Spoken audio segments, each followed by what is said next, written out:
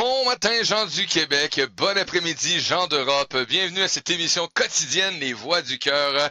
Et c'est maintenant la portion où on accueille un chroniqueur.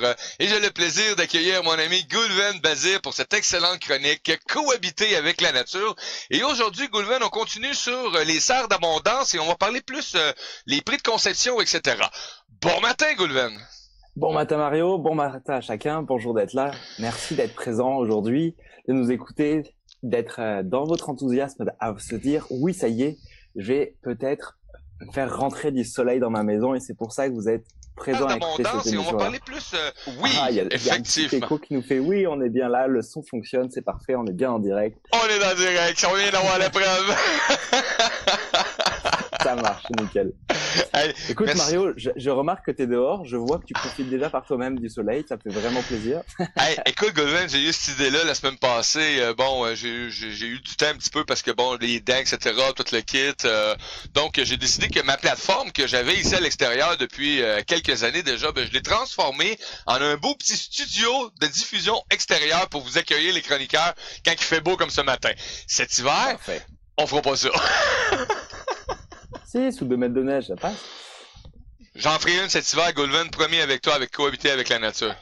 Ouais, c'est gentil parce que ce sera toi qui seras dehors, moi tout ira bien. Je t'inviterai à être en direct avec moi sur place. Eh ben, moi je veux bien être en direct avec toi sur place à une seule condition, c'est que si d'ici cet hiver tu construis une serre. Parce que si tu construis une serre et qu'il y a une baie vitrée, qu'il y a le soleil qui rentre dans la serre, moi je veux bien être dehors sur ta plateforme, sous la serre, évidemment. Je te ferai un genre de serre, tu vas voir, on va être bien. Yes. Ah oui, mon ami. L'énorme avantage d'avoir une serre au Québec, on arrive à éviter d'avoir à se dire il faut que je m'en aille de ce froid abominable, que je parte dans le sud, genre à Cuba ou ce genre de choses. Non, profiter de cet événement, de se dire je peux même cultiver mon alimentation que je mange dans la serre. C'est quand même, ça donne envie de se dire que on va avoir un endroit, une pièce en plus dans notre maison qui sera à l'extérieur, au sud de la maison, pour pouvoir capter l'énergie solaire, nourrir des plantes et nourrir notre besoin d'ensoleillement en plein hiver. Donc notre bien-être, vitamine D, toutes ces belles choses. Quoi. Et oui, vitamine D, tu viens de le dire, parce que tu sais, beaucoup de gens croient que le soleil, c'est la vitamine C, mais non, c'est la vitamine D. J'ai entendu ça il y a quelques jours, Goulven, il y a 2-3 jours, quelqu'un m'a dit « Ah, le soleil, la vitamine C ». Et là, ça fait comme... non. Non, vitamine C, c'est orange, c'est croquet, c'est pas le soleil c'est D. Donc, merci.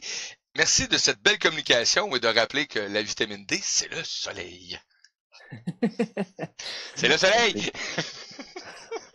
Et donc, c'est vraiment important de le faire entrer dans la maison. Par contre, la vitamine D, on peut pas la capter lorsqu'on a des fenêtres avec des films métalliques dans la vitre. Parce que le film métallique va filtrer en grande partie la vitamine D.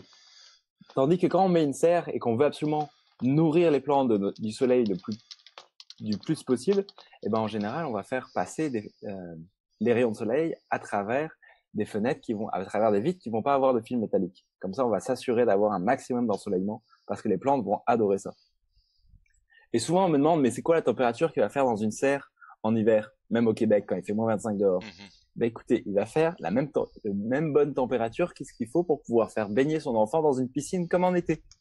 Alors qu'il y a peut-être 20, 30, 50, 1 mètre, 2 mètres de neige dehors. Mais c'est quand même une réalité, ce Goulven, effectivement, qu'on peut, avec ce genre de serre-là, d'avoir une température où on peut avoir une petite piscine et on l'a même vu et tu l'as même vu aussi de tes yeux. Donc, c'est vraiment quelque chose d'extraordinaire, là. Pensez-y 2 secondes, les amis. Et le retour d'expérience, en plus de mes partenaires avec Solutions RA, lorsqu'ils sont allés tourner une formation en ligne sur la thématique de la serre d'abondance, auprès d'un de nos formateurs qui a le plus d'expérience dans ce sujet-là, hein, ça fait 35 ans qu'il a construit sa propre serre, qui va avoir une forte inclinaison à 45 degrés. 35 ans qu'il vit dans une serre où tous les étés, il se dit, moi, j'ai plus besoin d'aller voyager à l'étranger, j'ai tout ce qu'il faut chez moi. Wow. Il se lève le matin, il va récolter quelques petits fruits et légumes dans sa serre. Il retourne dans sa cuisine, il fait son petit mix de jus vert, et après il redescend, il boit ça tranquillement au soleil dans sa serre. C'est comme la vie rêvée de la santé pour pouvoir se prendre un bain de soleil dès le matin, un jus vert, et d'être là, de se poser avec sa femme, en pleine lumière, pour pouvoir partager, lire un petit bouquin, ou bien commencer sa journée. Avec une belle grosse tempête de neige qui s'annonce, et merci! Quand t'as la tempête de neige, il fait quand même plus froid dans la serre. Hein. Parce qu'il faut quand même qu'il y ait du soleil dans la serre, sinon ça marche pas, il fait quand même plus frais. Et quand il fait nuit d'ailleurs, la serre généralement, elle va être capable d'accumuler un maximum de chaleur si on a mis beaucoup de terre dedans. Si on a juste mis quelques petites plantes hors sol un peu, ce sera pas suffisant. Il va falloir quand même avoir du sol sur une grande profondeur qui va être correctement isolé. Quand je dis isolé, c'est-à-dire on va pas avoir trop de perte de chaleur autour de la maison. On va s'assurer que la chaleur accumulée par le soleil puisse se stocker dans la terre et que les plantes puissent l'absorber aussi, mais que le mur qui va être entre la maison et la serre puisse aussi absorber des calories. Et si c'est pas suffisant, ce qu'a fait Luc Merleman aussi, il a installé une immense quantité de bouteilles d'eau. Oui. Et quand je dis une immense, c'est comme, au début, il avait mis 30-40 bouteilles d'eau. Donc ça faisait comme 30-40 litres. Puis là, cet hiver-là, il vient de passer il a mis un gros, baril de 200 litres. Donc là, il s'est retrouvé d'un seul coup avec 200 kilos de masse thermique en plus, qui en plus, même si ça s'évapore un peu, c'est de l'eau qui va nourrir les plantes par évaporation, donc c'est parfait dans la serre. Et ça évite que sa serre tombe en dessous de zéro durant la nuit. Parce que dès qu'il n'y a plus de soleil, évidemment, la serre va perdre ses calories. Et pourquoi ça descend aussi rapidement en termes de température? C'est qu'il est essentiel toujours de ventiler la serre. Même si c'est juste 2-3 centimètres ou 1 pouce ou 2 pouces d'ouverture d'une fenêtre qui va permettre de faire traverser l'air dans la serre, on s'assure d'avoir tout le temps une serre qui va être parfaitement adaptée. Et pourquoi on veut l'ouvrir? C'est parce que dans la journée, même s'il fait moins 25 dehors, à l'intérieur de la serre, ça peut monter à plus 30, 35. Donc c'est vraiment très très très important qu'en plein hiver, on ait une ventilation. Donc effectivement, une bonne ventilation pour se permettre aussi de garder cette chaleur-là, de faire circuler comme faut les éléments qui vont nous permettre d'équilibrer et de maintenir un statut de bien-être, effectivement, dans l'endroit. L'endroit, on va chercher à faire en sorte que la serre soit adaptée pour les plantes, pour pouvoir les cultiver. Donc le taux d'humidité recherché pour une plante, c'est entre 70 et 80%. Sauf que nous, dans une maison, on ne cherche pas à avoir un taux d'humidité aussi important. On veut même limiter le taux d'humidité à maximum 55-60%. Donc là, comme les plantes, c'est beaucoup plus important, il va être capital, voire essentiel de s'assurer qu'il y ait une séparation entre la serre et la maison. Donc pour ça, on va avoir un mur, une porte-fenêtre ou une grande baie vitrée avec une porte-fenêtre qui permet de rentrer et sortir entre l'espace habité et la serre. Et c'est pour ça qu'on va avoir aussi une ventilation parce que les plantes, elles veulent du soleil, de l'humidité, de la chaleur et de l'air. Donc c'est pour ça qu'il faut tous ces éléments-là dans une maison. Nous aussi, on veut du soleil, de l'humidité, de la chaleur et tout ça, mais pas tant d'humidité que ça. C'est la seule différence qu'on a par rapport aux plantes. C'est que l'humidité, c'est même l'humidité peut être un ennemi pour notre santé et un ennemi pour la viabilité, la durée de vie de la maison. Parce que humidité dans une maison égale moisissure, si moisissure égale problématique de santé. Santé, etc. Tout s'ensuit assez rapidement pour être ça. J'ai déjà eu on dit, c'est déjà arrivé qu'on a vécu dans une maison où on savait pas, on n'avait pas vu qu'il y avait eu des problèmes d'inondation à répétition et il y avait ces traces de moisissure là exséquentes et j'ai deux garçons qui ont été malades pendant un hiver complet, on se demandait ce qui se passait jusqu'à temps qu'on ait la certitude que c'était bel et bien ça. Et c'est drôle, on est revenu ici au lac et ils n'ont plus de grippe là, actuellement. Donc c'est quand même extraordinaire. Ouais. Parce que l'air est plus renouvelé, c'est ça? Oh, oui, ici c'est beaucoup renouvelé. Même l'hiver est renouvelé.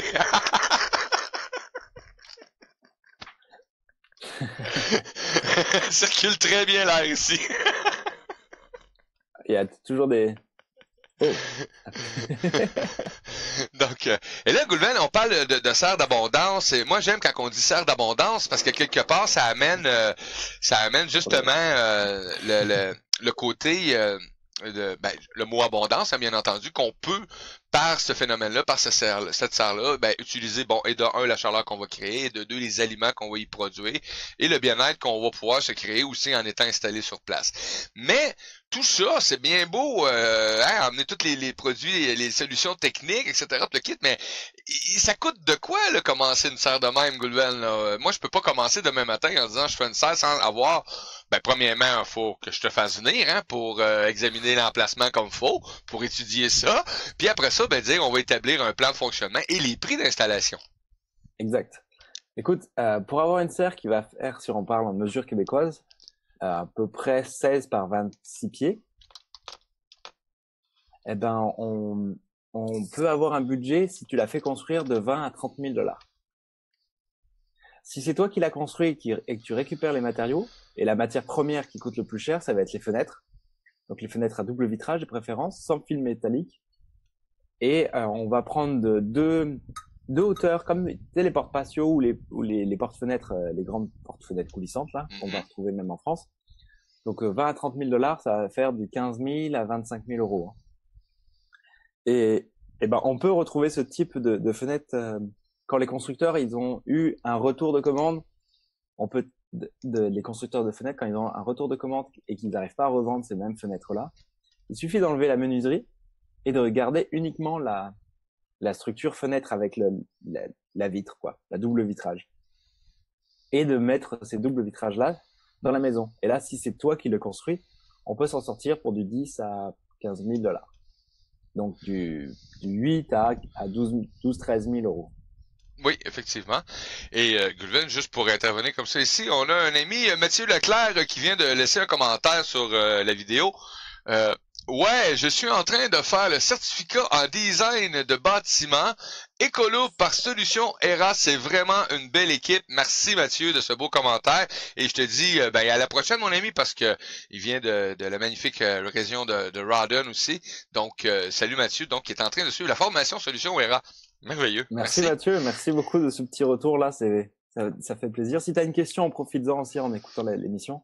C'est un délice de pouvoir répondre à vos questions en direct. Oui.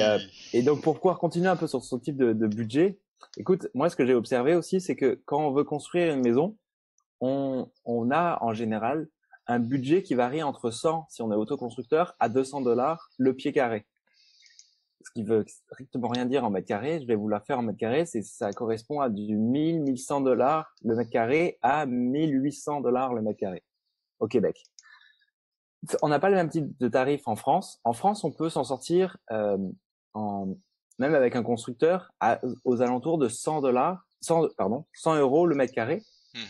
Mais c'est jamais vraiment réaliste. 120 € le mètre carré pour une maison qui soit un peu plus adaptée à vos besoins avec le minimum de confort, c'est plus ce type de tarif-là pour le mètre carré. Sauf que ce qui se pratique régulièrement et le prix moyen auquel il faut s'attendre, ça va être plutôt 150 € le mètre carré. Et une maison écologique avec tous les matériaux écologiques, avec le solaire, le chauffage écolo, tout ça, on approche généralement plutôt pas du 150 mais du 180 € le mètre carré. 180 après, on peut € monter à très très très loin. Si vous faites appel à un architecte qui lui va vous faire économiser. En général, un architecte, dans votre conception, si vous n'avez pas l'habitude de concevoir une maison, un architecte, lui, généralement, il est capable de faire économiser juste en gain de place sa prestation.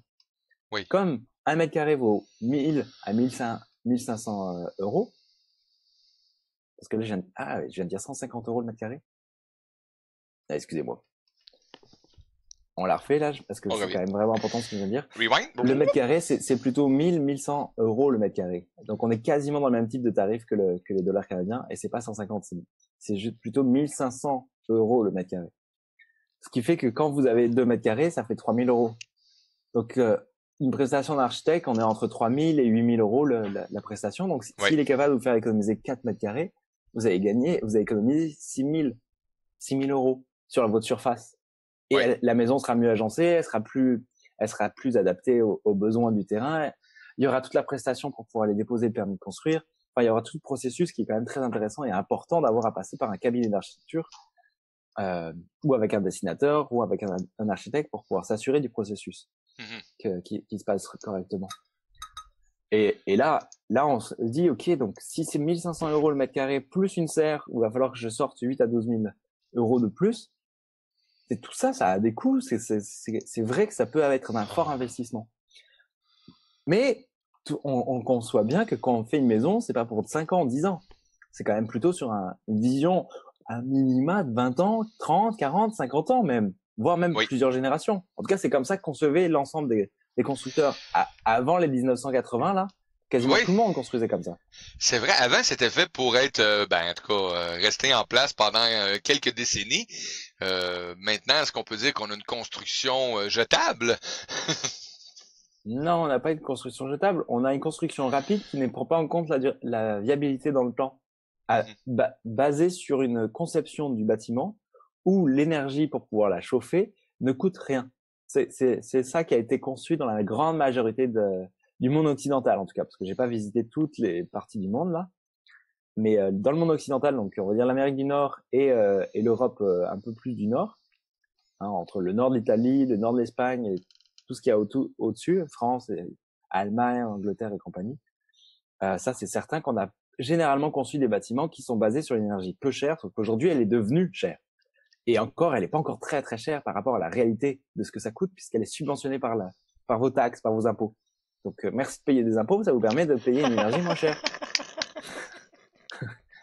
Donc, quand vous payez l'énergie, vous la trouvez chère. Ouais. Mais en fait, c'est pas le vrai prix, parce que vous la payez aussi à travers vos impôts. Effectivement. Et à travers chacune des taxes de chacun des produits que vous achetez. En tout cas, c'est vraiment le cas en France. Le 20% de taxes en France, il y a une partie de ça qui part dans l'énergie. Ce qui est essentiel. Un pays fonctionne essentiellement sur la production et sa capacité à produire de l'énergie, à consommer de l'énergie. C'est tout le processus d'un pays qui va être relativement riche, c'est parce qu'il a une capacité à avoir une bonne ressource en énergie. Alors quand il n'est pas producteur lui-même d'énergie, ça crée des petits désordres comme la France qui va chercher son énergie un peu en Afrique, ce genre de choses. Mais bon, ça c'est un détail. Donc ça devient même essentiel d'avoir arrêté de concevoir un bâtiment pour pouvoir comprendre le prix, le tarif.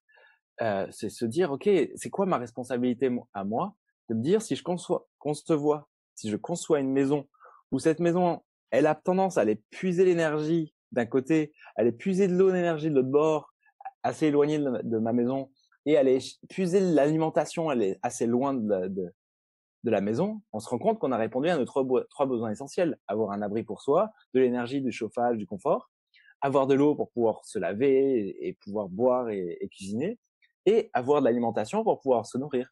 C'est comme les trois éléments essentiels qu'on va retrouver dans une maison. Hein. Dans une maison, on a un lieu pour dormir, on a un lieu pour pouvoir avoir de l'hygiène, et on a un lieu pour pouvoir manger. Et un lieu pour se reposer qui va être le salon ou ce genre de choses. Et finalement, c'est ces trois éléments-là qui vont être les plus importants.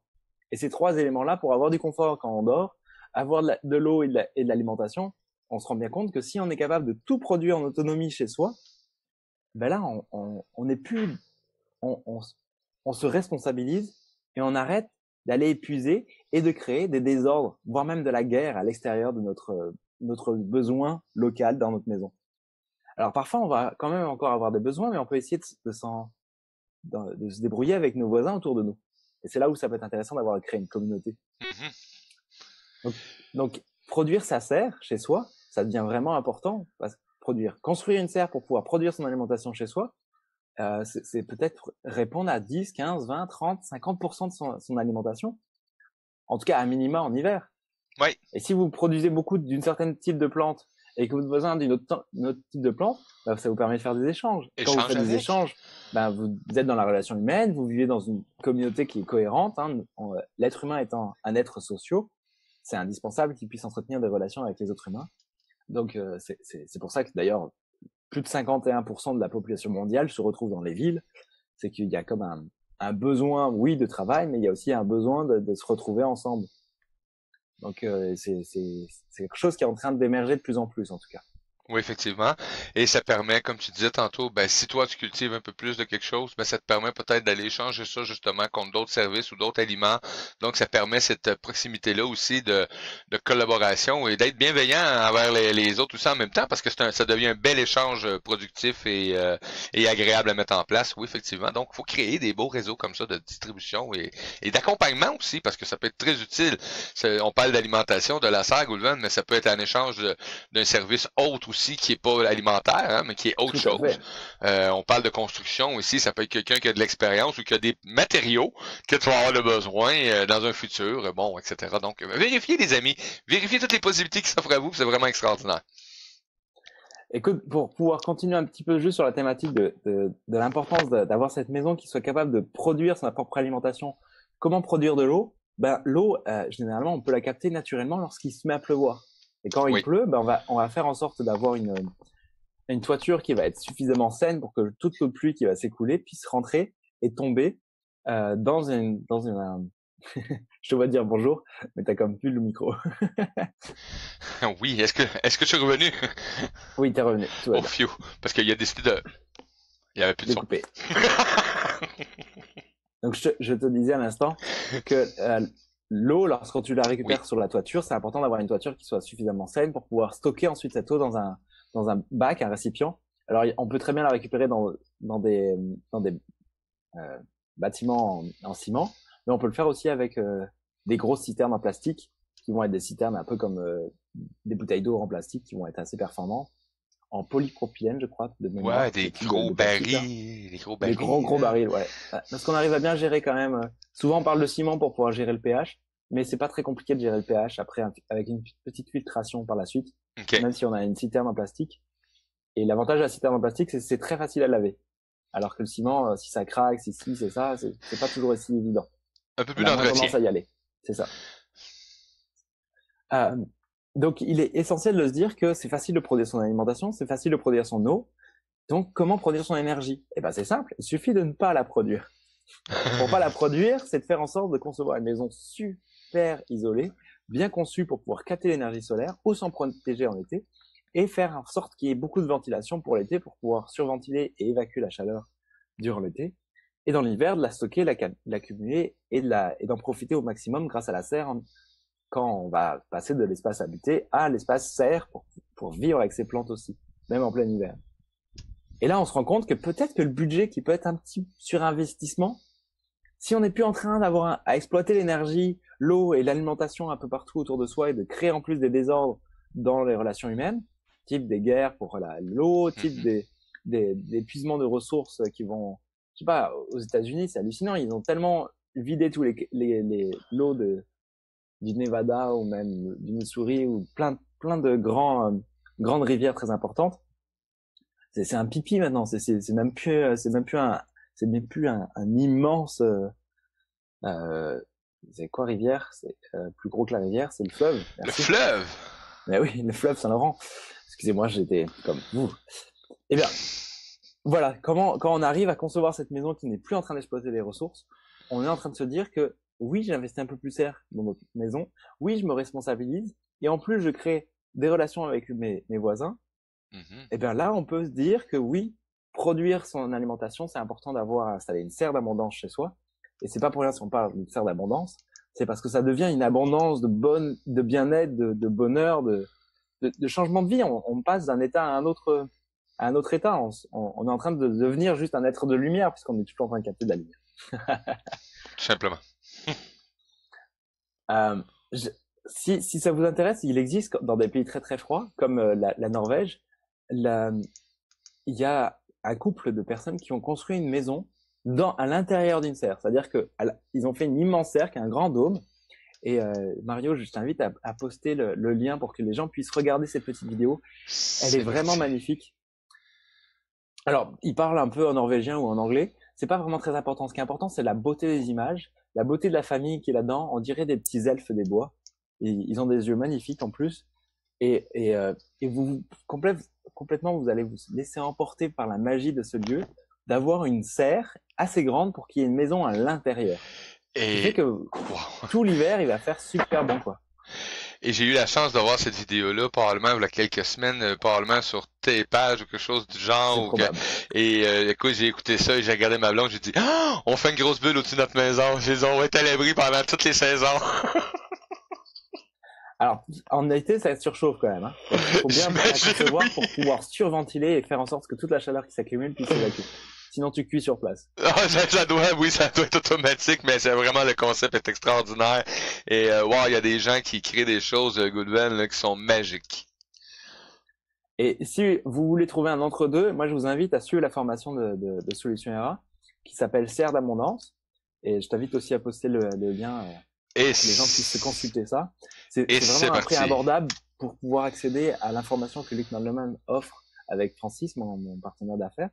Francis Gendron de Solutions ERA, qui tous les deux dialoguent et vous fournissent la quasi-totalité des informations, même avec les plans de la maison, la visite du lieu, les détails techniques, le bonheur de vivre sur place, le niveau d'ambiance, enfin tout ce qu'il faut pour pouvoir être capable de concevoir chez soi sa propre serre d'abondance grâce à l'expérience de Luc qui a 35 ans d'expérience sur ce lieu-là.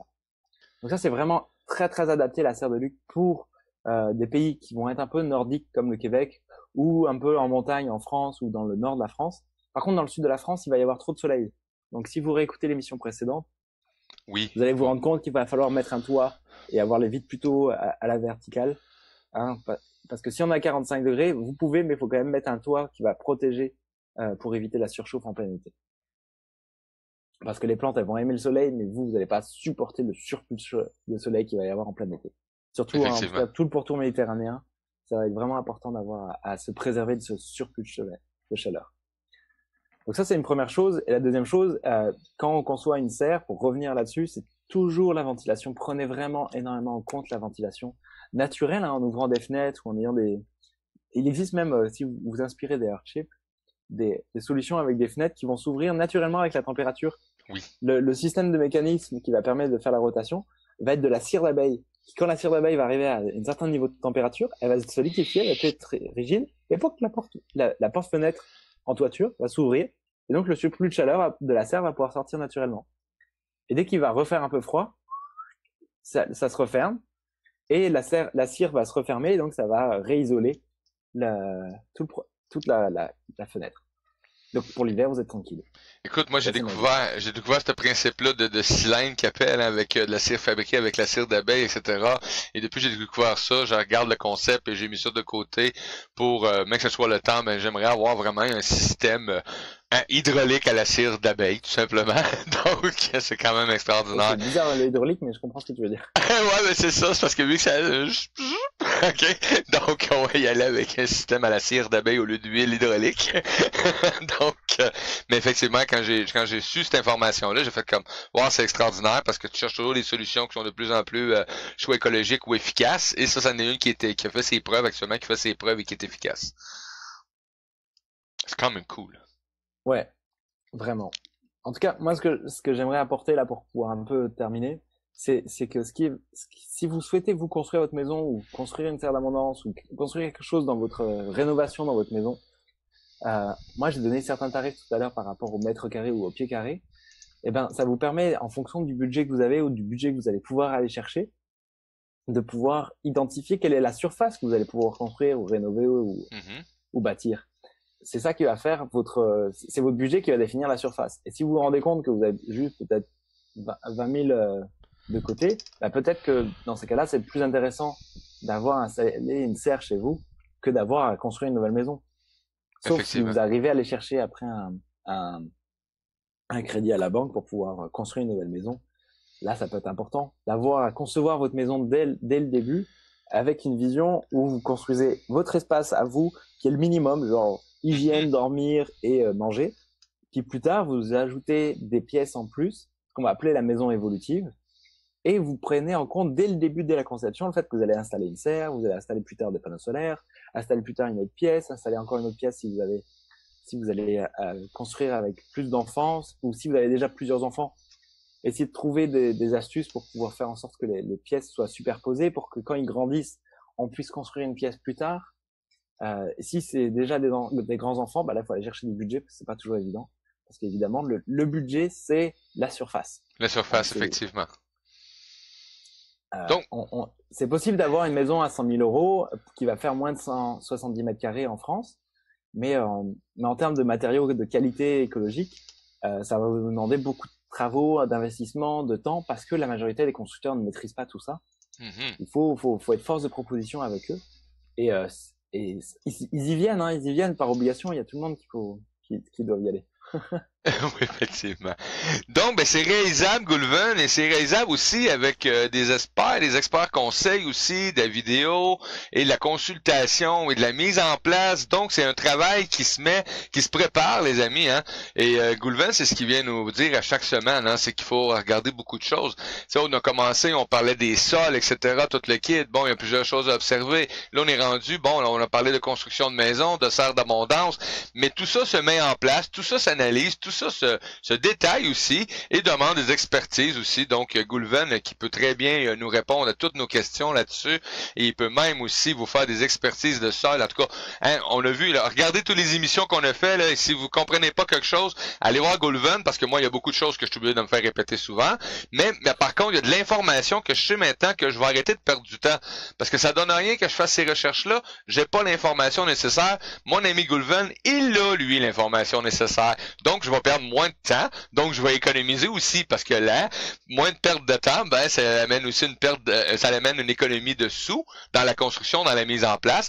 Et aussi, on se obligé de défaire pour recommencer parce qu'on va avoir bien fait ça. Donc, merci, Goulven.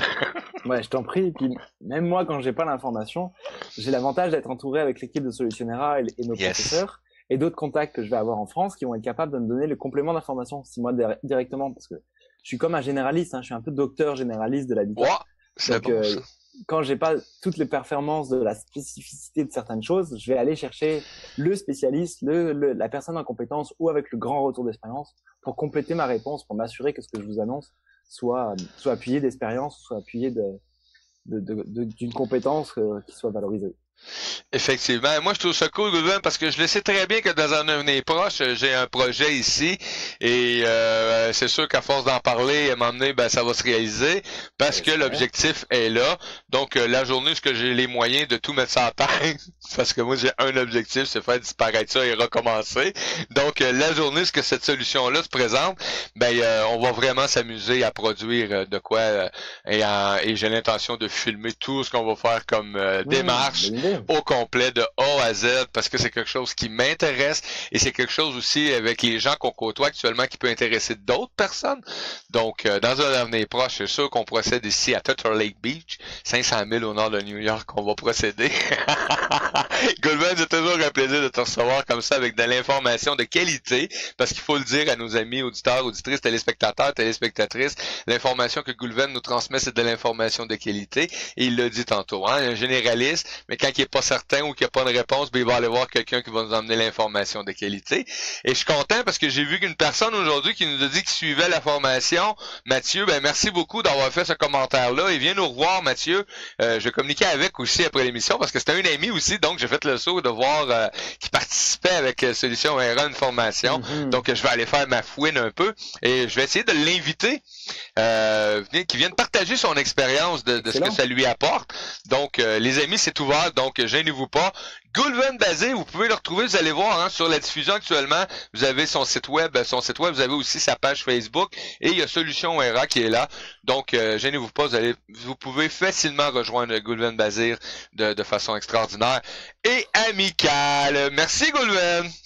Avec grand plaisir Mario, merci à chacun de nous avoir écoutés, c'était un vrai plaisir encore une fois. Et c'était notre chroniqueur Goulven Bazir sur l'émission Les Voix du Cœur. Les amis, à la semaine prochaine. Ciao, ciao. Ciao, ciao.